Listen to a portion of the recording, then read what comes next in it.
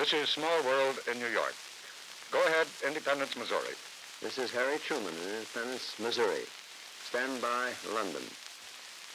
This is Lord Atlee speaking from London.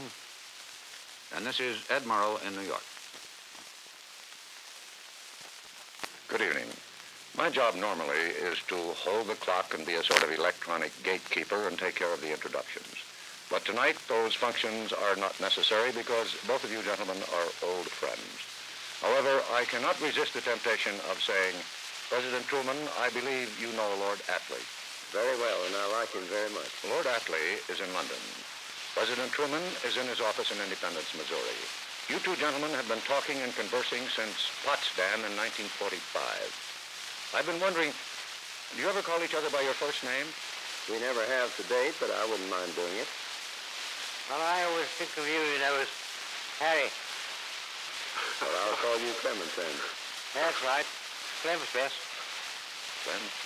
I've been thinking, Lord Atlee, about Clement Atlee, our wonderful associations, both in Potsdam, in Washington, and particularly at the Pilgrim's Dinner in London after I received a degree at Oxford. I never had a more cordial or a finer introduction than you gave me. I wish I was as good as you said I was. You are. Yes, I have great remembrances of those. You don't mean to suggest, Mr. President, that Lord Atlee used exaggerated language, do you? He's rather known for his understatements. That's right. Well, I thought he made a wonderful statement about me. I couldn't possibly be that good. I'm not questioning his veracity, you understand. Questioning my judgment, are you? Gentlemen, let's start with a very profound political question. In Britain, it is said that a man stands for office. Here, it is said that he runs for office. Any particular significance? Well, in the United States, if you don't run and stand still, you don't get elected. I don't know how it works in Britain. They seem to be very successful over there in their methods. How about that, Lord Atlee? Well, you see, if we can't stand, we can't sit. And you refer to sitting in the House of Commons, of course. That's right. Well, most of our congressmen stand. Yeah. Well, gentlemen, in Britain it is customary for the leader of the opposition to be paid by the government. Is that not right, Lord Atlee? That's so. I was the first. 1936, I first thought of that. And how much were you paid? Oh, not very much. 2,000. 2,000 pounds. That's right. Subject to tax, of course. Do you think that would be a good procedure in this country, President Truman? Well, the way we handle the situation, all the members of the Congress are paid the same salary, no matter whether they're in control or not. It seems to work very well. Oh, but you haven't got an opposition. Beg pardon? You haven't got an opposition leader. You pick one out suddenly from Wall Street. The situation in our country is a little bit different from what it is in Britain. We have the majority party. They have a floor leader in each house, in the House of Representatives, who are supposed to speak for the majority. Sometimes they don't do that because the majority sometimes goes back on them, and they don't have to be thrown out of office as they do in Britain. Lord Atlee, are you suggesting that the opposition over here is sometimes so divided that you can't really tell who the opposition leader is? Well, it always seems to me curious. You know one before the country as the man who will be president, if he knocks out the existing one the next election. Well, we always have, so to speak, the next prime minister in being, waiting in the wings. I wish to do that over here, but I don't think there's much chance of it. No. Because you always have in existence what's called a shadow cabinet, don't you, Lord Atlee? Well, that's what the press call it. I call it the executive committee of the party in Parliament. Mm-hmm. It's a wonderful tribute to the American political ability that you can work your constitution. I think it's very difficult. Well, it is rather difficult, but then it's a great document of government. Of course, your document of government is tradition and precedent. Right. Yes. Ours is a written one. That's the main difference. Yeah. Well, now, under the British system, if the executive loses support of Parliament, then a new election is held or a new executive head is appointed. What do you think of the relative merits of the two systems? Oh, I think it's good that they used to have the threat of resignation hanging over people. Keeps your party together, you know. That's true. You have much better party discipline than we do. I'm sure that's right. Because they know they're all going to lose their jobs if they don't stand by the leader. That's so. Well, of course, most of the actual work that's done both in Parliament and in Congress is done not on the floor, but in committee. Isn't that true? Yes. Over here, our committee chairmen are chosen on the basis of seniority rather than on the basis of ability. The job goes to the man who's been there longest. You don't have that system over there, do you? Oh, no, heaven forbid. I'm in agreement with that, but we have seniority because there were so many fights in the early days in the Congress. We used to shoot each other over these committee chairmanships, so they had to do something to stop it. And they used seniority as the best means of meeting the situation. Oh, some of our seniors are just old dears who've been there for years and years. That's all. Of course, it's been a long time since anybody's been shot in Congress, hasn't it, Mr. President? Yes, that was before the war between the states when that happened. And Van Buren used to preside over the Senate with a loaded pistol on his desk. But isn't it true, Lord Atlee, that red carpet down the center aisle in the House of Commons is just 2 swords' length wide? That's right. It is forbidden to step on the red carpet so that honorable gentlemen cannot stab each other. Quite right. Yeah. Yeah. That's a very good arrangement, I think. I think so. Well, then, does all this mean that politics in the Anglo-Saxon countries is getting more tame and placid? Well, I suppose so, though I don't think we have quite the bitter hates they used to have. I think people are beginning to understand that the politics in a free government is government, and that they must understand the principles of which they stand, and then argue about them in a calm manner, and the man wins the argument and wins the government. And that's what happens over here most of the time. Sometimes it doesn't. And you must have a degree of cooperation between the parties. Although they are fighting, they both want to preserve democratic government and see the show work. I've always contended that, particularly in foreign policy, partisanship ought to stop at the water's edge. Yes, I would admire the way you used to go around with those 2 big senators, you know, Connolly and Vanderbilt, who seem to represent the whole boiling. A boiling trio. Truman, Connolly, and Vandenberg. Well, we had quite a time at Potsdam. You were there. We had a grand meeting over there, and there was cooperation on both sides of the table. Yeah. I wouldn't say that on the third side. No. They forgot their agreement after we left there. I'm talking about the Russians now. I don't know you understand that. Yes. Now, Lord Atlee, you served as Deputy Prime Minister under Mr. Churchill in a coalition government during the war. Yeah. Do either of you gentlemen see any reason or purpose for a coalition government in peacetime? No. I don't believe in it. I don't either. I don't think there can be a coalition government in peacetime, but then there can be an understanding on the foreign policy in our country that will prevent it from becoming a political football. That's quite true with us, too. But a coalition government would mean, unless your parties don't represent real differences of opinion, that you sink your distinctive policies and you get neither one thing nor the other. I like a clean-cut policy, one way or the other.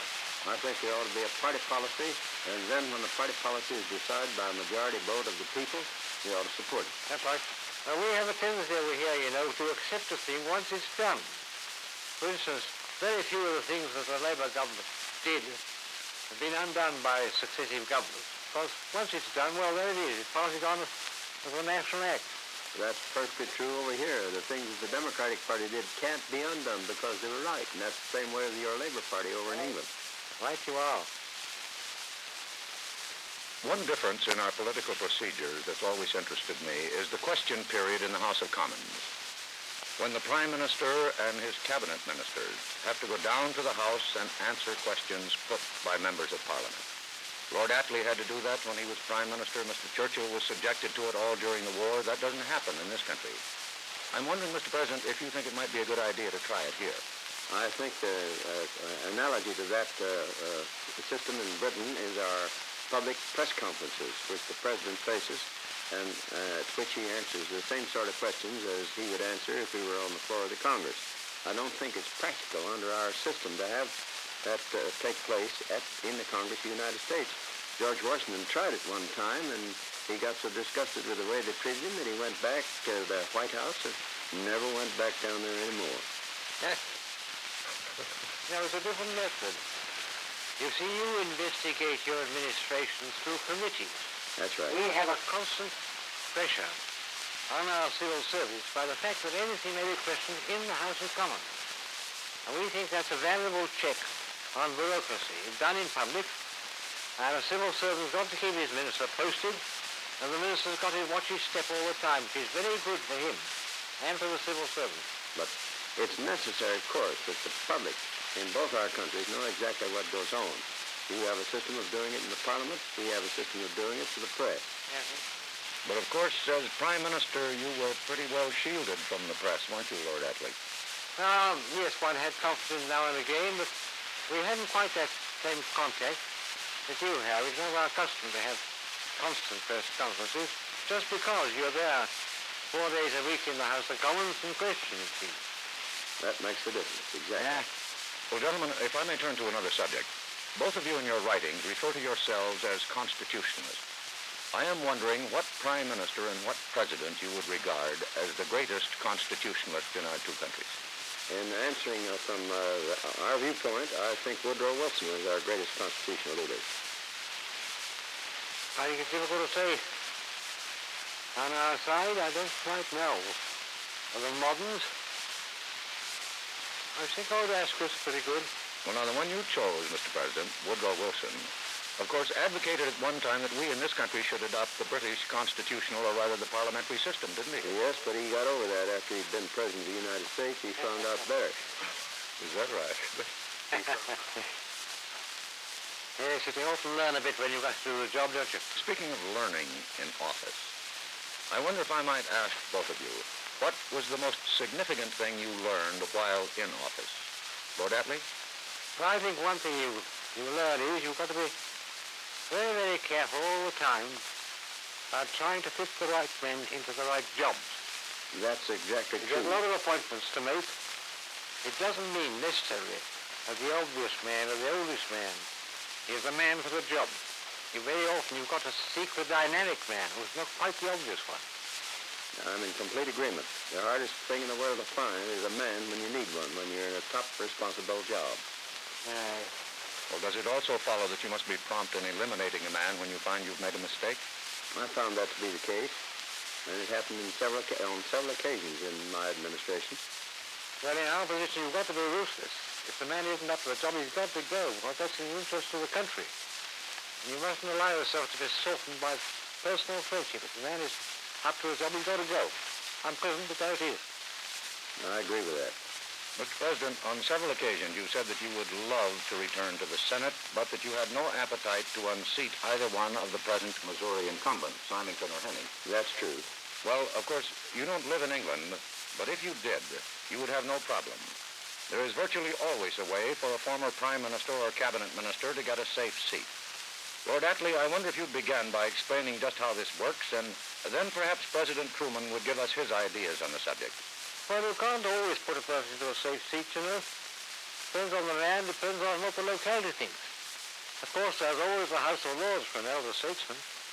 We don't have any such thing here. I tried my best when I was in the Senate to make it a proper thing for former presidents and former vice presidents to have the right to the floor of the House and the Senate, the right to speak, the right to attend committee meetings, but not have the right to vote, which would unbalance the program which the Constitution provides. But it didn't get anywhere. I think it has been a good thing, however. Yes. Of course, in Britain, you don't have the system that requires a candidate to reside in his constituency. If we had a similar arrangement in this country, Mr. Truman, you might have decided to run for the Senate from Maine or Vermont. I don't think I would have run from Maine or Vermont, but I would have gone to some good Democratic state where I thought I'd be elected. Well, that's because we're a very small country, you see. And it wouldn't do to restrict it. Of course, you're a federation. That makes all the difference. But I must say, I always think it a bit hampering. You might have 6 brilliant men from Missouri. Well, the situation as far as the House of Representatives is concerned, a man doesn't have to be a resident of his district. He has to be a resident and a citizen of the state from which he comes. He doesn't have to live in his district. But then it's a very hard matter for a man to go to somebody else's district and get elected. Well, is one of the difficulties in this country that too many senators, for example, are inclined to regard problems on a regional or parochial basis rather than on a national basis? I think that's not as true in the Senate as it is in the House of Representatives. And the reason for that is Henry Ashurst, who was a senator from Arizona for a long time, defined the fact that a senator is elected for 6 years. For 2 years, he can be a statesman. For 2 years, he can also work for the welfare and benefit of his state as well as the country. And in the last 2 years, he can be a politician and get reelected. True, the House, they run for office as soon as they're elected because they only serve for 2 years. Well, of course, with us, you never know how long you're going to serve. I had 3 elections in the first 3 years of my married life. Is that right? Well, if I may change the subject again, students of political science feel that one of the great weaknesses in the United States Constitution is the vice presidency. I'm talking of the office, not the man, Mr. President. Lord Atlee, you were Deputy Prime Minister under Churchill during the coalition government of World War II. Yeah. Mr. Truman was Vice President under President Roosevelt. I wonder if you'd be willing to talk for a moment about what happens when a Prime Minister or a President is unable to fulfill the functions of his office. Well, in the war, for instance, Mr. Churchill, he then was often overseas for several weeks. Well, I just took over and carried straight on. And the fact is, of course, I was in on everything. I'd seen all the telegrams. I knew all the show. Same way when I was Prime Minister, I went sick for 2 or 3 weeks, and Mr. Morrison took on. Now, I gather you're Vice President. He's President of the Senate, and he isn't, so to speak, in on everything. Well, when I the became second man will be with us. Lord Atlee, or Clement, if you like me to call you that. Oh, yes. When I became President of the United States, Vice President attended all meetings, and he was familiar with everything that went on while I was President. I think he has been since. That's right. I think that same program has been continued by President Eisenhower. And I think that's one of the ways to solve the situation. But shouldn't some provision be made for the time when the President is incapacitated or unable to perform his functions? Who's going to decide when the President's incapacitated? That's the job that nobody can do. He's the only man that can decide that he's incapacitated. And it's a pretty hard thing to get a fellow to say that he's non-compos mentis. I wouldn't like to do it myself for my own purpose. Well, that's your stumbling block, Ed. You can't get that thing settled, and they've worked on it and worked on it. It's been worked on ever since the presidency has been in existence. Of course, the method in England is much simpler, isn't it, Lord Atlee? Oh, yes. Very much. It's quite simple. Yes. Very much simpler because you had to have a head of the state over there who does the social functions, who appoints the prime minister, and who reads the prime minister's speech from the throne. We don't have such thing. That's because the president has to act for himself. If the honorable gentleman would yield, we will continue this discussion between London and Independence, Missouri, immediately after this brief recess. Small World continues with former Prime Minister Clement Atlee in London, former President Harry S. Truman in Independence, and Ed Murrow in New York. Both President Truman and Lord Atlee have had vast experience in the field of foreign policy. It would seem to me that a considerable strain has been placed on Anglo-American relations as a result of Suez and the continuing differences over Formosa. I'm wondering if either one of you would care to say anything about the present state of Anglo-American relations. Well, you know, we always got to remember we look at things rather differently. You see, we look round at the Far East through the Mediterranean, and you look at it across the Pacific, and our views must differ a bit. There's no question about that, but I sincerely hope that our views will not differ so much that we won't be able to cooperate when it's necessary, because the cooperation of Great Britain and the United States in the leadership of the free world is absolutely necessary, in my opinion. I think it's quite essential. But hasn't a considerable strain been put on it as a result of our differences over the offshore island? Well, I think it's a very bad thing for us to go ahead and enact an international foreign policy without the proper consultation with our allies, and I think that's what's been done by this administration. I think that's so.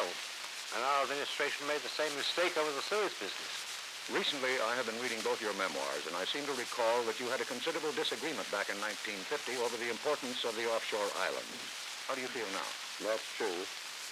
That's true. The idea at that time was a perimeter of containment for the communist world, and they were necessary and are still necessary for that purpose. In my opinion, of course, my opinion is only one man's opinion, and just a retired farmer from Missouri at the present time. Well, I sometimes think, you know, that we didn't quite get the strategic position in the light of the modern world. I think you think too much importance of Formosa as a place, just I think our people thought too much of Egypt and Cyprus as a place. when you get to the hydrogen bomb, a lot of our old strategic notions have got to go west. I think you're correct on that, and I think it needs a resurvey, and I think Britain, the United States, and the rest of the free world ought to sit down and make a survey so we can keep the peace of the world. You know, I want to see some of these sore spots internationalized. I'm a great advocate for an international police force located in various premises, not too big, but can intervene and stop when there's a bit of a row starting. I think national armaments and all that kind of thing is quite out of date in the modern world. You and I are in complete agreement on that. I think the United Nations ought to have the power to enforce its decrees when a majority of them agree. Good, I thought that all wrong. Well, Lord Atlee seems to believe that some of the trouble spots, including Formosa, ought to be internationalized. How do you feel about that, Mr. President? I seem to remember that you suggested as far back as 1945 at Potsdam that certain areas should be internationalized, including, I believe, the Suez Canal. Yes, I did. And for the Rhine-Danube Canal, for the Kiel Canal, for the Panama Canal, all those waterways, and the Bosphorus, too, ought to be internationally controlled, and then there wouldn't be any trouble over them. Yes, I remember very well you're putting that forward at Potsdam, and I agree with you entirely. You certainly did, and we tried our best to get some action on it, and the Russians wouldn't agree to it. And I think straight away a good step would be to internationalize the Antarctic. And also the Arctic. Yes, quite. Well, what about the plan to internationalize Formosa? Well, I'd like to see that, too. I think that could be accomplished. Quite. Gentlemen, both of you were heads of government of the two most powerful states in the world in 1945 at the time of the Potsdam Conference. The war in Europe had been won. Victory in the Pacific was less than a month away. But we seem to have been on the brink of war for most of the 13 years since. Where do you think we went wrong? Or do you think we did? I don't think we went wrong. I think if the Russians had kept their agreements to the protocol which the Lord Atlee and myself signed at Potsdam, there would never have been any trouble in the world. But they broke 32 of those agreements within a year after they left that conference. I quite agree with you. So you place the blame entirely on the Russians? There's any question about it. They don't believe in keeping their engagements, and it's too bad. Because honor is the top-notch thing in international relations and also in any political relations. They've also got a vested interest in disturbance. They don't want a peaceful world. That's correct. They want a world where they can push their particular doctrines. Just look what they've done in this last Nobel Prize award. They've treated the man who received it as if he were an outside dog and didn't belong to Russia at all. He's one of the great writers of the century. Well, neither one of you are very hopeful, but I gather neither one of you would be in favor of breaking off all negotiations with the Russians. I think that negotiation ought to be continued all the time. You never can tell what may happen. And that doesn't mean that we're not going to negotiate with them, but then you want to take what they agree to with a grain of salt and be ready to enforce it if they don't keep their agreements. I think you've got to make as big contact as you can all the time. You isolate these people, their thoughts inbreed. On the other hand, if you can get across them, quite possible, you'll get a bit of cross-breeding and spot of democracy in it. I agree with you, Matt. That's absolutely true. Well, does it follow from that we should recognize Red China rather than isolating that country? Well, Great Britain has already recognized Red China, but they're in debt to us to such an extent I don't know whether we'll ever be able to recognize them or not unless they meet their obligations to us. Well, that's, of course, my view. Well, I think you merely drive them into the arms of Russia and make them into a sorry bloc. I think you've got to look at it from their point of view. From their point of view, they've made a revolution. It's now being interfered with. And that drives them on to seek help where they can. And that drives them into the arms of Russia. Now, I think we've got to get as much contact as we can. America's had very great contacts in China in the past. I'm sure there's a fund of goodwill still there which we want to cultivate. I think you're right, Lord Atlee. I think there are a large number of people in China who are not in complete agreement with this totalitarian approach to free thought and free action. And sometime or other, they may be on top. In that case, then we may get closer and closer to a recognition. I think you're right about putting all these totalitarians together makes a very dangerous situation as far as the free world is concerned. The more you hit a totalitarian government, the more you tend to get the feeling of nationalism rallying round it.